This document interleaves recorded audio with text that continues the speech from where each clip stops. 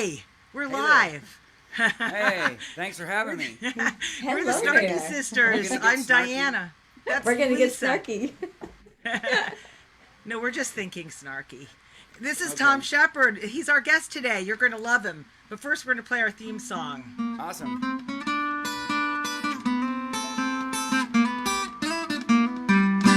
It's the Sunday Songwriter Spotlight with the Snarky Sisters, live at noon. Well, we're almost on time. Right here on our Facebook page with Spirit. With our friends, we will commune. Because we're Because we're communists. parrot heads. Featuring the indefatigable Thom Shepard and some of his exceptional tunes.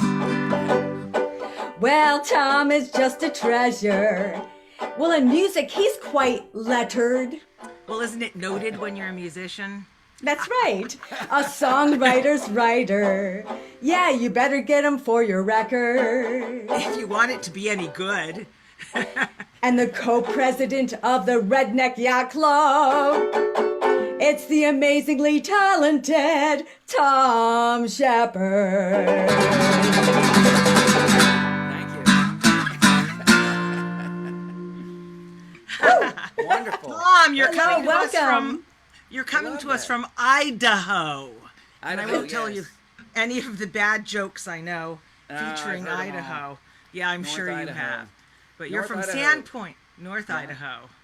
Yeah, you're from Sandpoint, which is up near Coeur d'Alene, which Yeah, I that's passed right. through and really, yeah.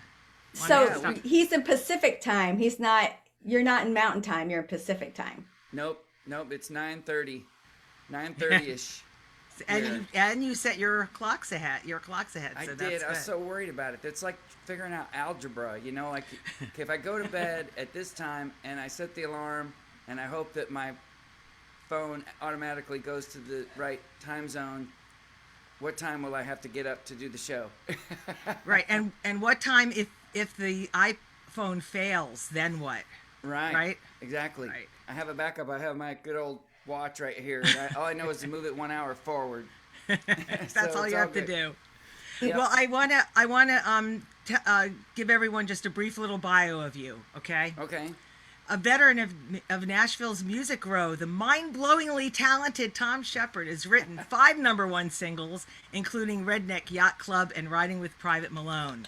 Yeah. He's had 3 Texas Music #1 records, and he's written more than 10 radio singles, 2 Grammy-nominated songs, and he's had more than 100 songs recorded by other artists, including George Jones and Kevin Fowler and Tracy Lawrence, and we'll talk about some of those. He's the CMA of Texas Songwriter of the Year, and he and his wife, Coley McCabe Shepard, have won Duo of the Year 2 years in a row in the Trop Rock Music Association. Woohoo! Thom is the producer of the 2-time, or 4-time, TRMA Event of the Year, the Lone Star Luau in Houston. I think you've done it 4 times? We've done it 4 times and we've won twice. Wow. And this year would have been number 5, but everyone now has to wait until next February. Lisa and I are going in our RV, right, Lisa? That's We right. got it. Want to buy an we have Airstream.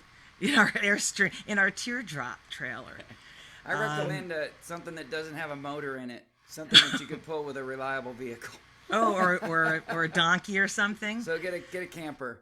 And a So good Thom, truck. with his radio Margaritaville hit Always Saturday Night, is featured in the Parrot Heads documentary with Jimmy Buffett, and his song New York to Montana has recently been turned into a novel, and we have to talk to you about how you turn a song into a novel, because usually it's the other way around. Right. Thom and Coley McCabe, she's also a singer and songwriter, no longer live in Nashville. They're in beautiful Sandpoint, Idaho, with their dog Cece. So how's life in Idaho? It's great. It just all of a sudden is warmed up, and today it's supposed to be 55, which sounds cold everywhere else, but here, the other day I went out, it was 50, and I went downtown. You would not believe how many people were wearing just shorts and t-shirts. They're like, hallelujah, it's not 20 anymore. When does it really get spring? But you live for, I mean, you're a skier, right? Every Yeah. time I talk to you, you're doing selfies in your ski suit. I've just really gotten hooked on that this year because last year we were still touring all the time, pre-pandemic. We were still on the road working our butts off too much. And this year, since we didn't have hardly any shows through the winter, I was like, I I got really good at skiing, and now I'm just totally hooked on it. I love it. I'm kind of sad that the season's almost over, but it goes until April. It actually goes till the second week of April here. But this week I'm getting back on the road and got a lot of shows lined up. So all I just have to right. get it You in where I do. can. So where you have shows lined up, and have you been writing songs while you're in Idaho? You don't have to be in Yeah. Nashville to be a full-time songwriter? Nope. No, you don't. Thanks to the magic of things like Zoom, you can co-write with anybody in Nashville, which is great. And I haven't really written with any as of yet from Nashville, but I have an appointment coming up with Lee Bryce's producer, and we're going to try to write something for Lee coming up in a few Wow. weeks. Yeah. Oh, Very that's nice. great. Wow. Diana, we forgot to toast. Oh, okay. There's a toast? We Well, have we a have to toast to you. Yes. Oh. Do you not have? Oh, there you go. So I have a Shepherd Shamrock. Oh, nice. Very And I festive. have a Mick Shepherd Margaritaville Tequilaville. All right. Cheers. Toast. Cheers. Clink to our wonderful Clink. songwriter. Clink, Clink. clink. Clink. I made the tequila in this myself. Well, it's made with habaneros. It's really spicy, Oh, my gosh. but delicious. I didn't know after there the was going to second be sip. alcohol involved, but maybe in the East Coast it's time. But you know what they say? It's always that time, right? Mm-hmm. You know what they say? They say you can't drink all day if you don't start in the morning.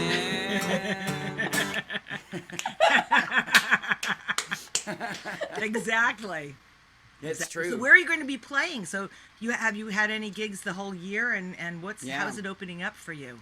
Things have been picking back up. I've been actually performing at the ski resort here in Idaho, at a place called the St. Bernard, which is just it's kind of like going back to the little old bar gig kind of thing that I haven't done in a while, because mostly Coley and I travel and we do music festivals and we do a lot of private events and things like that. Mostly singer-songwriter things where people pay to get in and they know they're coming to listen. So this is like going back to the bar gig where nobody's listening and you got to hook them in. But I'm good at Wow. that. Wow. Well, you're good at everything. Why don't you Yeah. sing us a song? All Prove right. it. I do this song called Always Saturday Night, which is the one that's on Radio Margaritaville. Picked this up a few years ago. And you were asking about where I'm going this week coming up. This week I'm headed to Texas for about a 10-day run with, I think I got 8 shows in 10 days. So Wow. mostly a little bit of everything in the mix. But Wow. pretty much all singer-songwriter stuff. We have a band, but we kind of only do the band anymore, like as needed for like the bigger events. Mostly, our jam is doing this kind of stuff. The singer-songwriter, it's my favorite. Logistically, way easier, as you know. Yep. Wrote this about playing down in Key West at a place called the Smokin' Tuna, which is just off of Duval Street.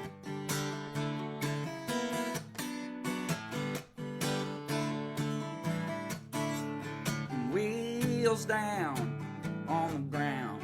It was Sunday night when I got into town. I thought I'd venture out, take a look around. Figured it'd be dead when I got downtown. But Duval was jammed with scooters and pedicabs. I saw a dog wearing shades and a pirate hat. All the joints were jumping, the place was packed. I asked Robert at the Tuna, is it always like that? He said down at mile 0 in the Florida Keys, ain't no one complaining about the life they lead. 7 days a week here, it's paradise. Welcome to Key West, my friend, where it's always Saturday night.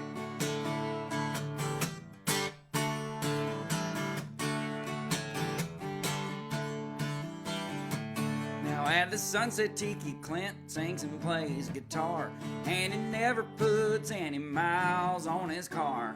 He bikes it to work 'cause it ain't that far. Knows the day of the week by who's tending bar. True story. Yeah, way down at mile 0 in the Florida Keys, ain't no one complaining about the life they lead. 7 days a week here, it's paradise. Welcome to Key West, my friend, where it's always Saturday night.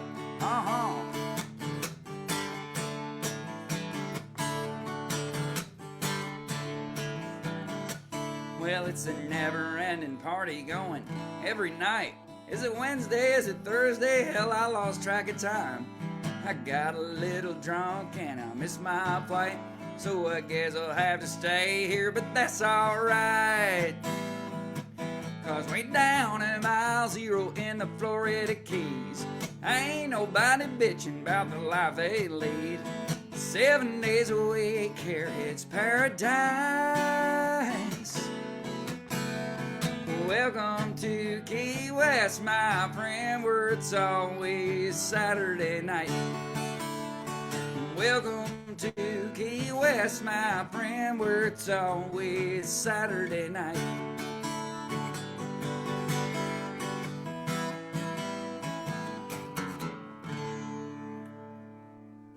Yeah. Thank you. Woohoo! Yeah. Yeah. Thank you. With a I little like notice- Margaritaville tag there at the Yeah, end. you noticed that. You noticed that. I found this is a little aside, but there's a guy that wrote a book about Jimmy Buffett that's called A Good Life All the Way, and it's Buffett's biography. And so he interviewed me for his book. If there's ever something you don't want in a book, don't even say it. Like in the interview with him, I said, this is totally off the record, okay? Totally off the record. He goes, no problem, totally off the record. I said, that song, Always Saturday Night, we put the little Margaritaville lick in there, and I was worried because, Margaritaville's like Disney, they Right. Yeah. protect their copyrights. And I said, they might like it, but they might not like it. So I was a little worried, but turns out they liked it because they play it like crazy. All right. Yeah, so guess what story is totally in the book? That whole story is in the book, and it was turned out okay.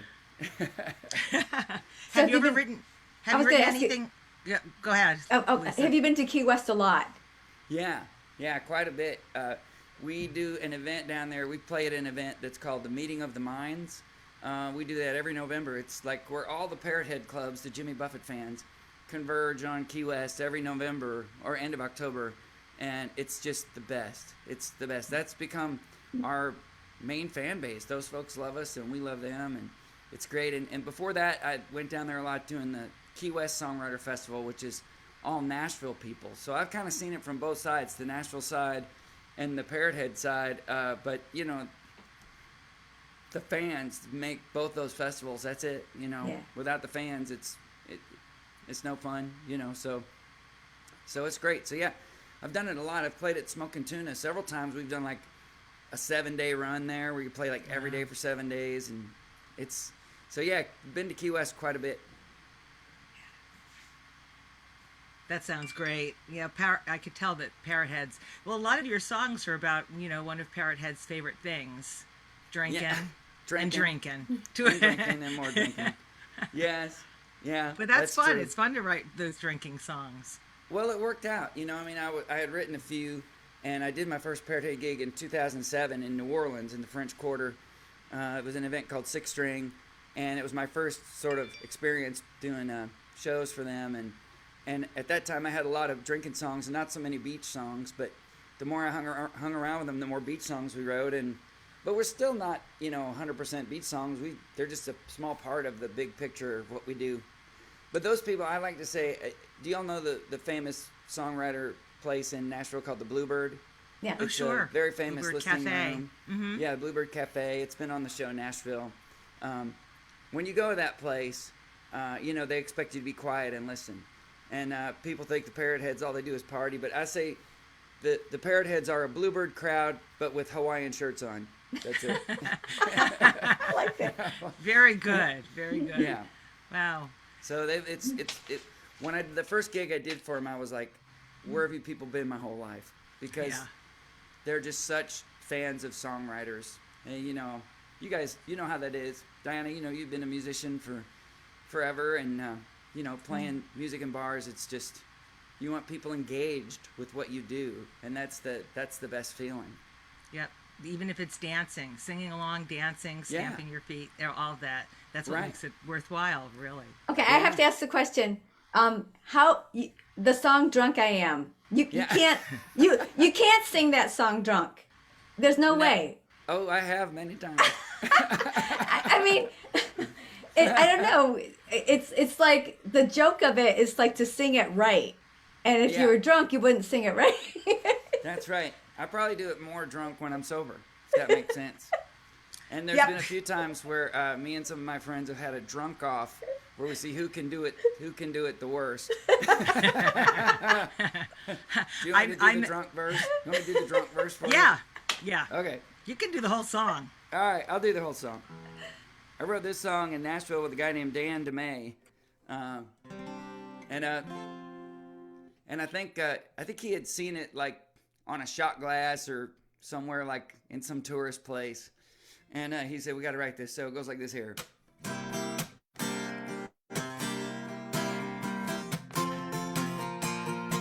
I've been drinking here all night long. I'm only swaying 'cause I like this song. Now don't tell me that I had too much. Hell, I haven't even got a buzz. I ain't as drunk as you think I am. I ain't stumbling, this is how I dance. My tongue gets tangled, don't you understand? I ain't as think as you drunk I am. She got mad and kicked me out of the car, right in front of this old honky honk bar. Guess you could say that she drove me to drink. How many rounds can I get for this ring? I ain't as think as you drunk I am. I ain't stumbling, this is how I dance. My tongue gets tangled, don't you understand? I drink as think as you think I am.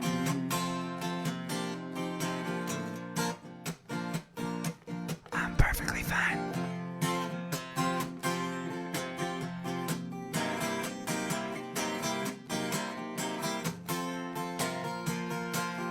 Jim Daniels, Jack Beam, and me, we're trying to water down the memory.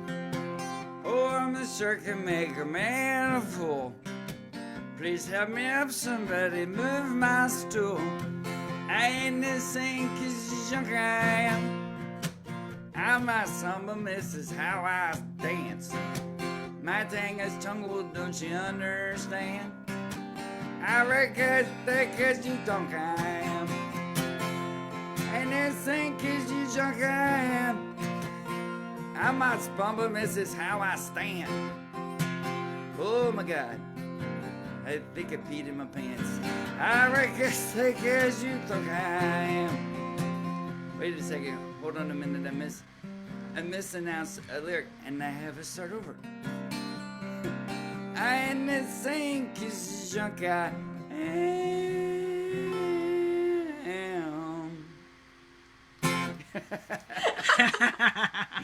That's perfect. That's a crowd favorite. That's just like when you try to sing off key. Sometimes that's a really hard thing to do, purposefully sing out of key. So I saw you a couple of weeks ago, and that was the last live stream I saw, and you were doing a tequila taste testing during your whole show. Yes. Did you drink all of those the whole flight? You were pretending? No, I did. I did sample all of them, but like a lot of them were like those little airplane bottles, about like that big. Yeah. I only drank like maybe a little bit of each one, and yeah, it was crazy. It didn't get as bad as I thought. I guess I don't know. Maybe it was. It was good. It was funny. Remember. I don't remember the end of the show. You were exactly. You were critiquing the tequilas as you were drinking. Yeah. Yeah, that was kind of a neat thing to try. So, but the live streams have been great through the pandemic. It's been super cool. It makes me want to continue doing them afterwards because same thing. It's the singer-songwriter thing. It's the most intimate thing. I mean, we're just right here. We're right here in the screen together. And but the best part of the live streaming is that you have the little chat window going, and you can see comments, and you can see people making requests and things like that. And you put a PayPal link or a Venmo up there, and some nights that I've done it, it's pays more than a bar gig where you had to drive there, set up all your stuff, and you know, it's kind of nice doing it. And you get done, you turn the computer off and go watch Netflix. It's great. Yeah. Yep. And you're Don't still have in to your drive 3 pajama hours. bottoms. Yeah, exactly. Right. Just for the record, I'm wearing jeans Okay, Right good. now. Thank you. Just- Good. to be, you know, in honor of your show. Thank you so much. Tequila. So you go from Cheers. that kind of song, you know, "Drunk I Am," which is just fun. It's just plain old fun, right? And then a song like "Riding with Private Malone," you know. Yeah. So you really have like one extreme to the other, you know, as far Yeah. as very serious song, you know. Yeah, you have to have both. You know, you can't.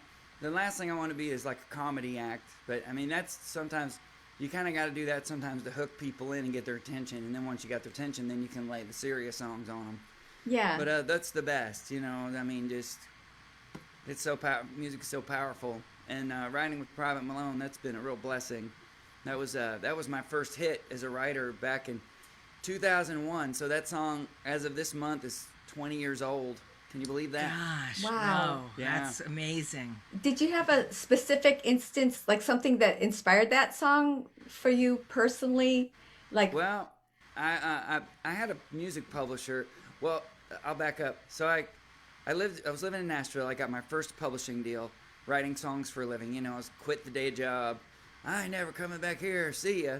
And I was there for 2 years, and I did not get anything substantial happening. So they let me go at the end of 2 years, and I had to go back to the day job, the same day job I had before. They were cool. They were like, "It's fine. We like you. You can come back."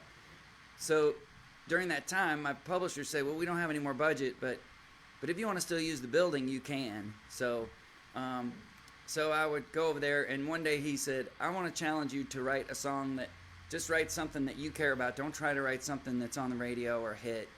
And I thought, well, I want to write a song about, I love old cars and just love old cars. And I thought, I want to write an old car song. So, you know, the most common story I've heard is about the guy that finds a car in the barn really cheap, and it's like some awesome car. I mean, everybody's heard that story, right? yeah. So that's kind of where I started with that. And then I think the key thing for that song was I was in Virginia. My dad lived in Virginia, and that's where I went to high school. And I went to You George went to Mason. GMU, right? You went to George Mason. Yep. So we were in Winchester, and I don't know why, but that day I was visiting my dad. I said, "Let's go visit Bill Madigan, the guy I used to work for." He was a picture framer, and I helped him, and we worked at his house when I was a senior in high school. And I had sold him my first car, which was a '64 Chevrolet station wagon. And so we went out there to see him, and I said, "Hey, what'd you ever do with that old car?" And he's like, "Oh, still got it. It's down behind the barn." So I said, "Let's go look at it." And of course, it was trashed. You know, it's like abandoned basically. And I thought, I wonder if I left anything in it, because I didn't even clean it or anything when I sold it to him. I just sold it super cheap and just as is. And I looked in the glove box, and I found these little mileage notebook things that my dad had left in there. He bought it in '68, you know, so this was like way back. And one looked like a little diary. And I thought, wow, what if this was like a little diary from the guy that owned this car in the '60s, and what if he was a soldier, you know, and what if this wasn't a dorky station wagon, but what if it was like a cool car, like a Corvette or something? And so I think without the note in it, I don't know if the song would have been had the same impact, but that was key. So many ingredients went into writing that song, you know. Yeah. It's kind of like, I think sometimes great songs, it's sort of like, have y'all ever seen the movie Slumdog Millionaire? Yeah. If you haven't seen it, the gist of it is this guy in India goes on Who Wants to Be a Millionaire, and he gets every question right. And then, you know, so the movie is that the authorities questioning him because they think he cheated, because there's no way you could know every answer perfectly. But it's all these things that happen to the guy in his life that are the questions. It's the same with songwriting in Private Malone. There's so many little pieces that came from different things that made that song real and concrete. And I actually have a video on YouTube about it that's called "Writing with Private Malone," breaking it down, and I go line by line and tell where each line came from, because almost every single line came from an experience or was inspired by a movie or this or that. Well, it's a great song. We'd appreciate if you would play it for us, and I'm going to mute can't play myself it, though. so that my sobbing won't. No. Oh, yeah. I'm kidding. I'll play it for you. Okay, funny guy. No, this song has been such a blessing. And it goes like this here.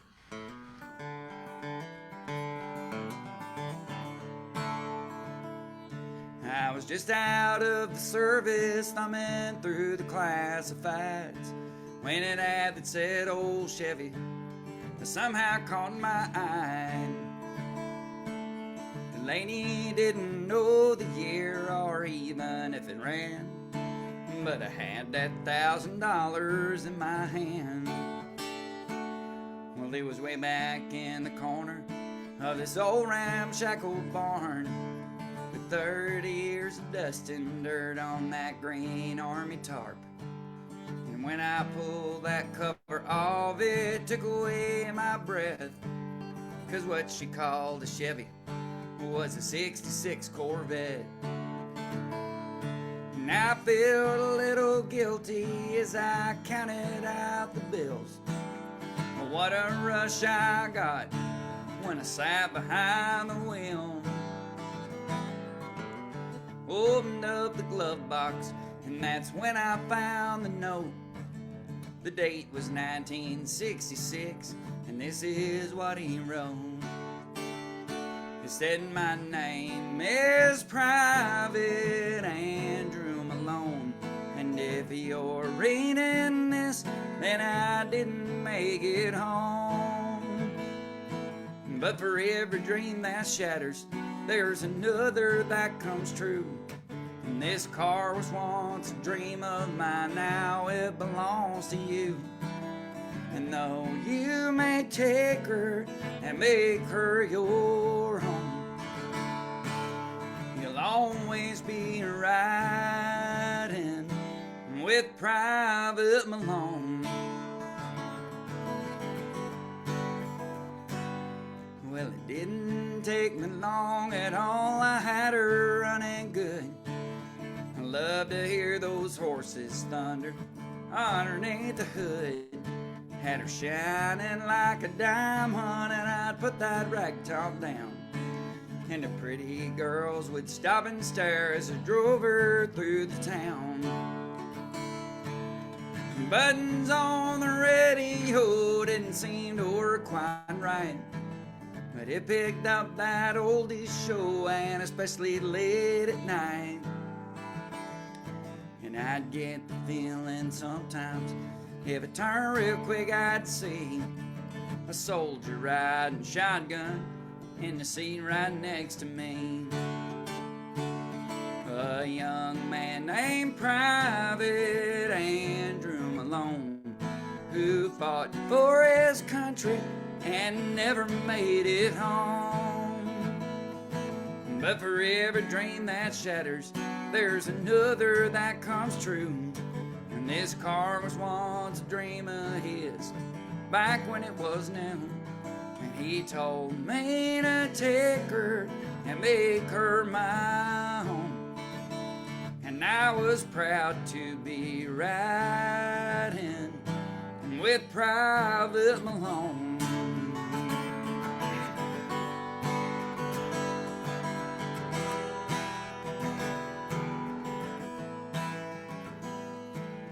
One night on a rain-slick road, I took a curve too fast, and I still don't remember much about that fiery crash. Someone said they thought they saw a soldier pull me out. All they didn't get his name, but I know without a doubt it was a young man named Private Andrew Malone, who fought for his country and never made it home. But for every dream that shatters, there's another that comes true. And this car was once a dream of his, back when it was new. And I know I wouldn't be here if he hadn't tagged along.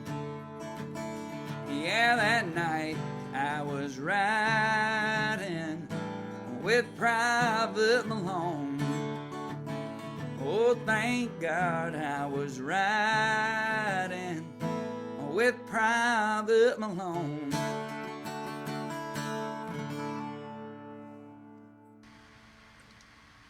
Yeah. Ah, thank you. Thank you. Perfect song. And tell us the story about the soldier you met. Oh, in Qatar. Yeah. Yeah, I've been, we've gotten to go on a lot of armed forces tours over the years. I've been on 10 of them now. Wow. And I met this guy when we were in Qatar over in the Middle East. And he came up to me after the show. He said, I just got to shake your hand. I joined the military because of that song. And I was like, really? He said, I was from a military family, and I wasn't going to join. I was dead set against joining. He said, something in your song made me change my mind. So I said, oh, wow, man, thank you for telling me that, and let's get a picture. So he had a digital camera, not a phone. It was an actual digital camera. And so we took the picture. I said, okay, it had a screen on the back. And I said, let's look at it. Let's see. How's it look? He goes, well, my screen's messed up. And I said, what happened? Did you drop it? He said, no, I had it in my shirt pocket right about here. And he said, I had on my flak vest. He said, but I took a round from a machine gun or something and when we were on patrol. And he said, the camera, he said, it totally destroyed my flak jacket, but the LCD screen on the camera stopped the bullet from going any further. Wow. So the camera saved his life. I said, man, wow. Now, like, man, that's amazing. I said, now I feel really bad that you joined. You almost got him killed. Yeah, frankly. I said, remember that you joining, that was your idea. That was your idea. Wow. But it was great. Yeah. I've heard from that guy since then. He's still around. He's been in the military for a long time, been in the Army for a long time. So you've traveled a lot of the world then. Yeah, I've been to, 18, 19, 20 different countries now, I think. Wow. All over, been to Eastern Europe, all the way to Belarus, which is, the westernmost part of Russia. I've been to Iceland, Greenland, England. We went to Kosovo on one trip. Wow. Last year, we went to Tokyo, Japan, play for the Air Force. That was cool. I've never been to Japan before. And I've been to Africa and just all over. Do you have a favorite place or the best audiences? Anything stand out? Just as far as like a tourist, the coolest place I went to is Prague. That, for some reason, that place, I just really loved it there. And we went there the day after we went to Paris the first time, right? So you can imagine, first time in Yeah. Paris, it's pretty exciting and awesome. But we went to Prague the next day, and maybe the reason it was so cool is because I didn't know what to expect. I didn't know anything about it, and I just assumed it would be kind of this like dreary, overcast, former communist nation country. Right. Be all dreary and just kind of Drab. downtrodden. And it was totally the opposite. It was vibrant, lots of art, just beautiful buildings, amazing streets and shops, and just it's an incredible place. I would love to go back. I've only been there the one time, and we were there for maybe 2-3 days, but it was amazing. I want to go back there. But really, the thing I found is the audiences, like when we did the show in Africa, in Djibouti, Africa, everybody told us going in, oh, you're going to hate that place. That's the suckiest place to be deployed. That's the worst place to be deployed.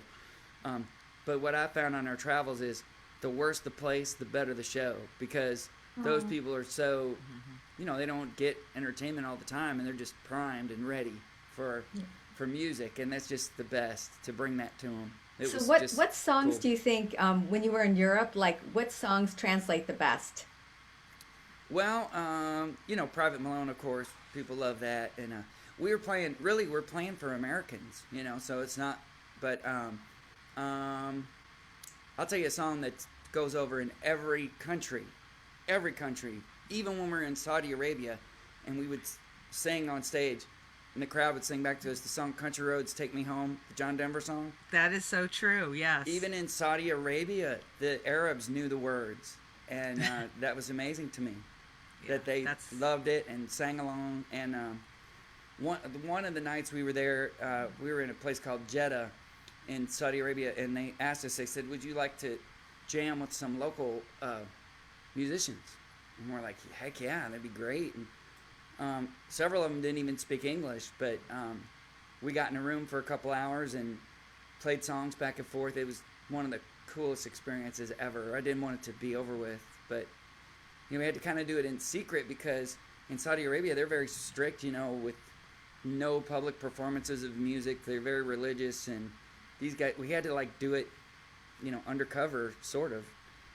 But it was incredible. Were they playing guitars or something else? A little bit of everything. There was one guy that had this thing called an oud, which is a lute. Kind of like it. Yeah. Yeah, it looks like strung like a mandolin, but it has, where we have half steps in our music, they have quarter steps. So we were trying to play with him on some stuff, and I was like, Bob, what key are we in? He's like, I think we're in C and 3/4. He's like, we're not quite C sharp, we're not quite D. But it was cool because this one guy was playing this oud, and there was guys playing little drums. There was actually a guy playing a violin, and we had a fiddle player with us, and she and him played, and I think they were strung differently. Like the strings were different notes, but they were able to play together. But this one guy over there, he's playing this big oud, this great big thing. It looks like a gourd with strings on it, and he starts playing.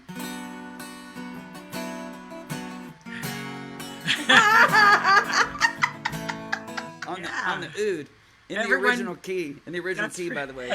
And I was like, is that Hotel California? He was like, yes, it is. I said, well, hell, we know that one. And so all of a sudden, we all just jumped in, and all of us were singing, and they were singing. Talk about good for the soul. It was just the best. It was the best. That's great. It's great that music can bring people together like that, I mean, yeah, it's amazing. There was another time we were in, I think, the Netherlands or somewhere, and staying in this hotel that had a bar in it, and all these folks from the Netherlands were in there singing karaoke, and they were all singing Don Williams, it was like all Don Williams all the time. Wow, that's a sort of niche little group. Yeah, That's it was pretty great. funny. They were all swaying and singing, "You're my best friend." It was so cool. And so we went down there and jammed that night. And of course, we played "Country Roads Take Me Home." And we played of course we played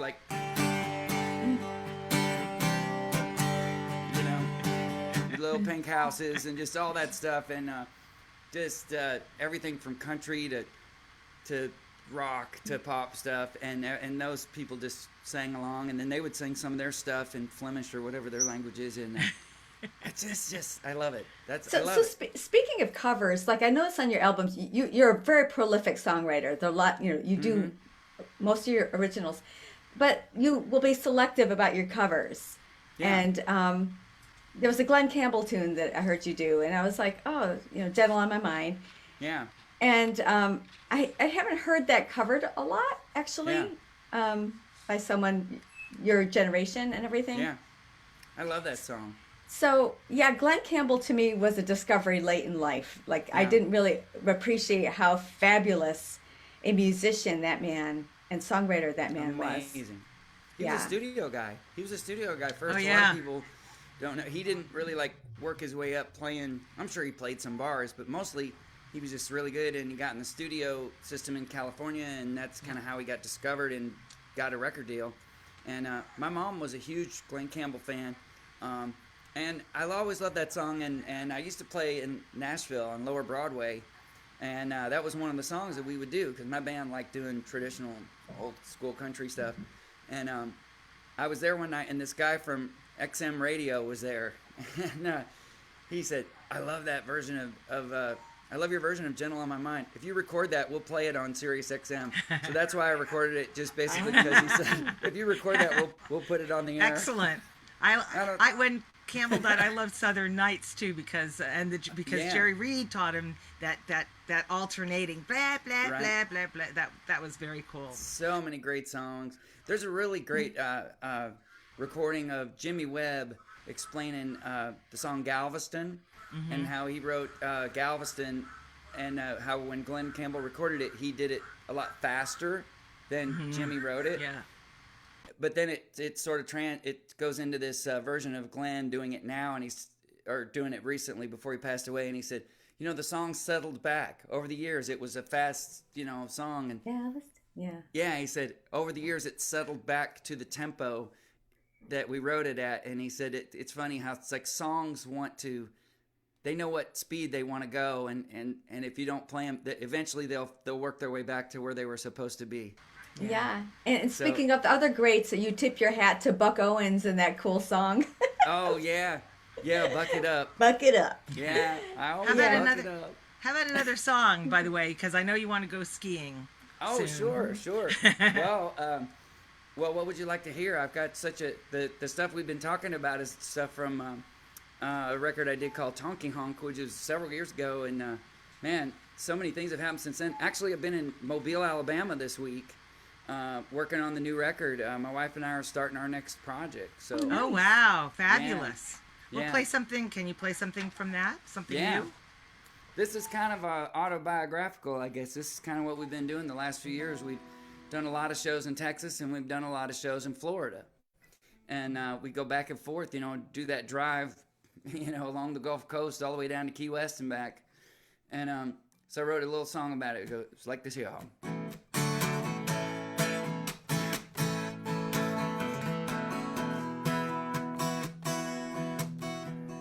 We burned up so many miles between the Lone Star and Sunshine States.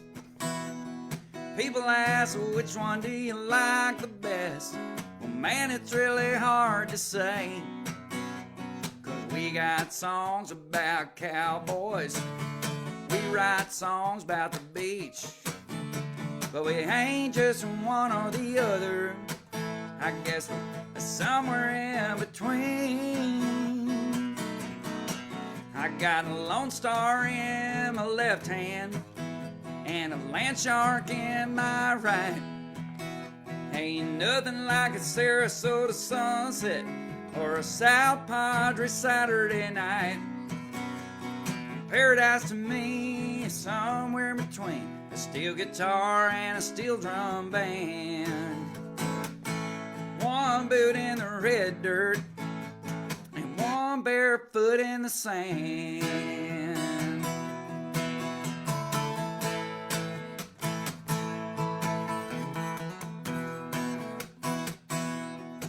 So now we're headed south out of Key Largo on a sunny A1A kind of day. But I've been dreaming about Green Hall and Luckenbach and that Houston rodeo stage. Now this resistol straw makes a perfect shade, but so does a tall palm tree. Now looking at my life through these Maui gems, you know it all looks pretty good to me. I got a shiner in my left hand and a rum drink in my right. Down at Corpus and in Key West, you know it's always Saturday night. Now I'm right at home on the back of a horse or on a Cape Coral catamaran. One boot in the red dirt and one barefoot in the sand. Now I love them both, but you know you can't be two places at one time. I think the perfect compromise is that Texas Gulf Coast line, with a margarita in my left hand and some Tito's in my right. Ain't nothing like a Pensacola sunset or a Port A Saturday night. Paradise to me is somewhere between a steel guitar and a steel drum band. One boot in the red dirt and one barefoot in the sand. It's that coastal combination that makes me who I am. One boot in the red dirt and one barefoot in the sand.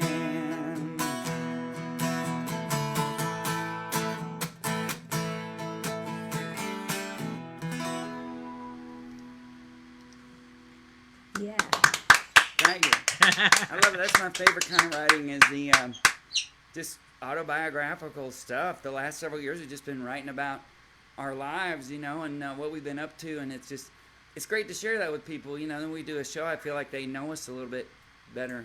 We're closer to them because we're just kind of telling them who we are. So that noise that you hear is her parrot. Oh, Saying yes. bird, bird, bird, bird, bird, bird. That's, it's not the brightest parrot in the world. Well, that's okay. At least he knows who he is. So speaking of Texas, I like that Texas Girl song.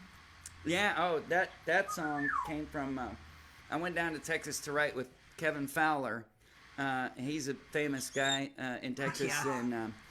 and I was at a place called Copeland Dance Hall, and I'm just watching the show while he's performing, and I was talking to these girls and their boyfriends, and we were chatting it up, and the boyfriends all of a sudden got in a bar fight, and and the girls, you know what the girls did?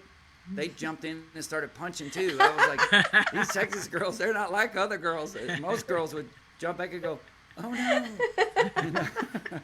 Those Texas girls, man, they would just popped in. They hopped in there and started punching too. I was like, wow. Wow. So that song was inspired by those girls. I was like, Texas I bet girls, you that man, song they're got a lot of different. traction in Texas, right? Yeah, it did. It got played quite a bit. Yeah. Yeah, that's really fun. Yeah. And Sand in Your Shoes, I was listening to that this morning.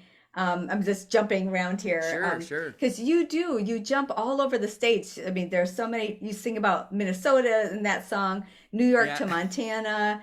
I mean, all these different songs, you mentioned different states. So you really just, you capture that, a lot of America. So that's really cool. Yeah, we're just reporting on what we see and what we do. And we have another song that's called American Dream that's on a record called Saltwater Cowboy. That's, it basically lists all the places we went in like a 2-year period in the motorhome, or a 1-year period, actually. The only place listed in the song that we didn't go to was South Dakota, but we used it because it rhymed. But everything else, every other line in the song is, and I don't know how many different states and cities are listed in that song, but the whole song is basically like a laundry list of all the places we went. You need to do another Everywhere Man, like Johnny Cash's song. Everywhere Man. Yeah. It's true. Yeah, we bought a motorhome in 2015, and we lived in it and traveled full time from 2016 to 2019 until we moved to Idaho. So that'll test That's your where you are marriage. now. Yeah. And we moved to Idaho. People say, why Idaho? But my ex-wife is from here. And so when we split up, she moved here with kids. And I would, commute all the time to see the kids. I would fly up here several times a year, but it's not the same as living where they are. So we just decided a couple years ago we need to live where the kids are and fly to our dates because we were sick of driving a motorhome. So we're just going to fly everywhere and do, mostly singer-songwriter things. And it's worked out pretty well. And how did your song get turned into a screenplay? That's the Montana song, right? Yeah, New York to Montana. Well, I was in Boise, down in Boise, doing a show, and this guy introduced me to his friend. This is my friend from Montana. I said, "Oh, I just wrote a song about Montana," and the one guy goes, "Well, that sounds like." He said, "What's it about?" And I told him the plot, and he goes, "That sounds like my next novel." And so his name's Dan Sullivan, and he's in Boise, and he just he took the song and fleshed it out and made it into a novel. But it's kind of a long, involved story song, so it's kind of, fitting to be. There's enough story there to stretch it out and make it a novel. You want to play that one? Yeah, I'll do that one. This is called New York to Montana. I had this idea for years, but I didn't know what to call it. Like, I had sort of the concept, right? Because I thought, when 9/11 happened, I thought, what if there was a guy that was working in the Twin Towers and needed a reason to disappear, like maybe his life was in danger or something. But what if that day he was not at work? What if he was late to work or something? He wasn't in there, and everybody thinks he's dead. Now he's got a reason to split. So I didn't know what to call it, but I was at an event, and I met this songwriter named Zach Nytompt, and I was like, that doesn't sound like a stage name. What? Nightomt? How do you spell that? And he said, well, it's like New York to Montana. It's Nytomt, Nightomt. And as soon as he said it, it was like, that's the title. The guy flees and goes to Montana. It's almost like it was the key that unlocked the whole song. So it goes like this here. Well, he woke up that morning with a price on his head. Them Lincoln Continental New Jersey boys, yeah, they wanted to see him dead. And on the Queensboro Bridge on late for work, running scared and low on hope. When the second plane hit the building, that's when he became a ghost. And he drove and he drove and he drove from New York to Montana, slipping through the cracks. New York to Montana, running hard and never looking back. Well, he made it through Chicago and he got back on the road the first daylight of the 12th. Crossing Minnesota on into North Dakota till he found his way to Kalispell. She put his picture and a flower in the chain link surrounding that smoldering holy place in the ground. Way too young to be a widow, but little did she know that the better place he was now was flying on wings that he found from New York to Montana. Disappeared without a choice. New York to Montana, and dying just to hear her voice. Well, how could he imagine that he'd make a hand wrench and be riding the fence line at dawn? In no time, the number crunching, pencil pushing, white collar city boy was all but gone. He'd had enough of waiting as she fainted when she finally heard his voice on the phone. If they could make it through the winter, they'd finally be together and they'd start a new life on their own. But back in Jersey, somehow they learned he might not be one of the missing. They started telling Jody cause they knew if it was true that soon she'd be leaving to be with him. In her rearview mirror, all she could see was that sun-painted shrinking skyline. Westbound, hammer down, no stopping now, with a feeling in the back of her mind that they might not be far behind. But still she drove on through the night from New York to Montana, white knuckle hands on the wheel. New York to Montana, hands of hell and nipping at her heels. Oh.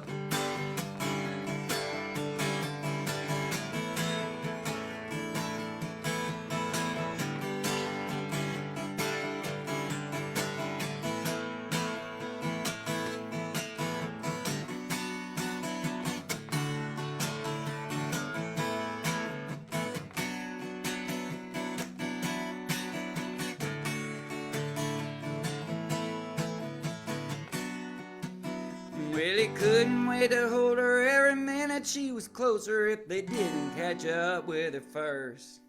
When she spotted that link in her heart started sinking, things were about to take a turn for the worst.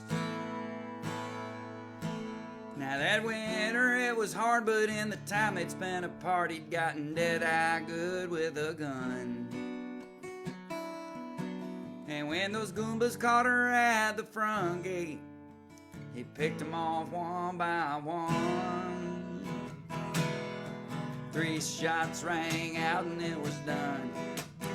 After all those miles that they'd come from New York to Montana, she ran straight into his loving arms. New York to Montana. Montana, and today they're still where they are, with 2 kids and a cattle farm, and 3 shallow graves by the barn. The epic story. Wow. Yeah. Your songs are such good stories. That's Thank the you. whole thing. You know, they're really, really good stories. Oh, we have to ask the most important question. Are you Irish? You're such a good storyteller. Oh, you know, my grandfather's name was Cavender. That's very Irish, so I guess maybe a quarter. Sure. I identify as Irish. Okay, cheers. Cheers. Cheers. Identify as Irish. That's why you're such a identify good as storyteller. Yeah. Have you been to Have you been to Ireland? I've not been to Ireland, but I'd like to go sometime. We were supposed to go this past year, and there was this friggin' plague, and we didn't get to go. Yeah. I heard about that thing. I heard. You know, You might have the heard little it, might have play. seen it in the news. May have seen Yeah. it on your Facebook feed. Yeah, I think so. Okay, you got to show us your cup. Come on. Oh yeah, so my beautiful better half, Coley, got me this awesome cup. It says, "Yo, the best husband. Love you, I do." So, I'm a huge Star Wars geek. I love Star Wars. I've been a fan since it came out. I was 8 years old, and I remember my mom took me to see it, and it was one of those times where I didn't know anything about the movie, and we went to see it, and I was hooked. And I've been a fan ever since. Wow. I bet So- you have Star Wars Legos, right? Oh, I totally do. Yes, I have shirts. I have everything. I have all. I used to have all the toys. I still have the action figures. And it's a case that is shaped like Darth Vader's head, you know, and it's full of action figures. I've seen that. Yeah, I still have that. I got rid of the Wow. rest, but I still have that. Well, it must So be very before we special. let you slip away, can you please tell us a little bit about you're telling us about the luau, the Lone Star Luau Yeah. that you guys do. Is it every year? Yeah, it's we've done it 4 years in a row, and then of course the pandemic squashed it this year. But we moved it back a year. But we were doing it in a place called Marble Falls, Texas, which is a little town outside of Austin, and we just kind of outgrew it. You know, we were selling it out every year. We're like, we got to expand. So now we've moved it to the Margaritaville Lake Resort in Conroe, Texas, which is just about 45 minutes north of Houston, and it's a beautiful facility. It's amazing. They have a water park. They have it's right on the lake, right on Lake Conroe. So it's kind of out on this peninsula, and there's boat rentals and little cabins right on the water. And Oh, that sounds fun. it's gorgeous. It's amazing. So next year. So yeah, next February 3rd, is when it starts. February 3rd through the 6th, and we have a great lineup of people. Of course, me and my wife Coley, we host it and we perform at it, and we've got Paul Overstreet, who is a hit songwriter from Nashville, who's had tons of famous songs. He's coming, and a guy named Win Varble, who's another Nashville guy that's great, is coming, and Gary P. Nunn, the legendary Gary P. Nunn, who, you know, sang London Homesick Blues, Yeah. the theme song to Austin City Limits. He's like 74. He's still out there kicking it. That's such And, a great song. So the thing I love about Lone Star Luau, it's kind of like the One Boot in the Red Dirt song I sang. We have Texas, we have Nashville songwriters, and then we have a lot of beach artists. We have there's a guy named Donnie Brewer. He's been the Entertainer of the Year for the Trop Rock Music Association for like 4 years in a row, and he's phenomenal. We have a woman named Erica Sunshine Lee, who is great. She's from Nashville, but she has a lot of kind of beachy songs, and so we got a real variety of folks in there. So it's kind of like a Texas beach party. It sounds Well, like it sounds a riot. lovely. Yes, So- tickets are still available at LoneStarLuau.com. All right. And everybody out there watching, we're going to go and say goodbye to you, but stay with us, Tom, because we want to say goodbye to you too. But everyone, Okay. don't forget to Venmo and PayPal and support your local artists and support your national artists too, and Yes, buy thank all of you. Tom's records. Yes, everything is on Apple Music or Spotify. And if you are old school and you still like to get CDs, you can get that at TomShepard.com or TomandColey.com. And we also have come into the 21st century. We have flash drives now which are great. It just plugs right in your USB, and most of them have multiple albums on it, so you get like a discount for getting the whole package. But it's all on the website. All And, right. That's great. One other Sounds final great. plug, I've been doing artwork as well. That kind of got us through the pandemic this year. I started doing pet portraits. Excellent. My son had asked me to do a picture of his dog like in January of last year. So when the pandemic hit and all of our shows started dropping one by one, I posted that picture on Facebook. It said, does anybody want a picture of their dog drawn? I got to do something. And the You can do response- dog grooming too. Yeah, Bet I you don't didn't wanna think do of that. that. I don't have to touch anyone's dog. Just my own dogs. But so I started doing all these pet portraits and stuff. Well, then, living in North Idaho, there's a couple galleries around here, and I went in there and I said, I'd like to show my work. And I said, but what does well here? And they said, well, bear, moose, elk. So I'll show you a little sample. Oh, do yeah. Let's see. Oh yeah. So that is a sample of my. Wait a minute, Lisa. You're in the picture. Hold on. Okay. Oh, let me No, make it big. Yeah, let's make it big. Okay. You see that? Oh, it's beautiful. It's Thank not you. big. Let's see. Well, The parrot it's liked it. gorgeous. Yeah, thank Yeah, you. Spirit loves it. And let's see a dog. Let's see. Well, I don't have any dog ones within reach. If you are can we wait a gonna be second, quiet? I could grab one.